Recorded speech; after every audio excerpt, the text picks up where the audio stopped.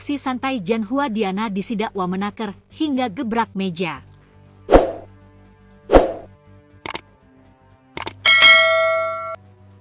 Pengusaha Janhua Diana membuat geram Wamenaker Immanuel Ebenezer karena ulahnya saat sang wamen sidak bersama Wakil Wali Kota Surabaya, Armuji alias Cakji ke perusahaan Diana Kamis, 17 April 2025. Diana terlibat berbelit dan membuat Ebenezer murka.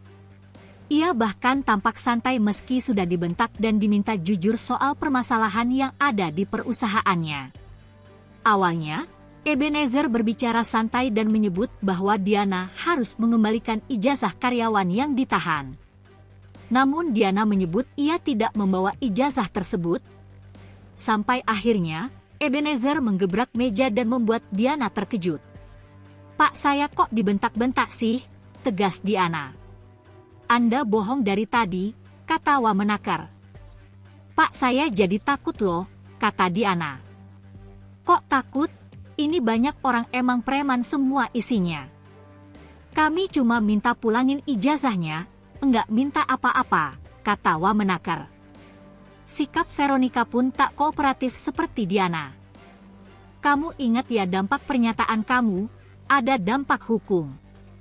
Kalau ada hutang saya bayar deh sekarang," kata Wamenaker. "Saya enggak ada wewenang," jawab Veronica.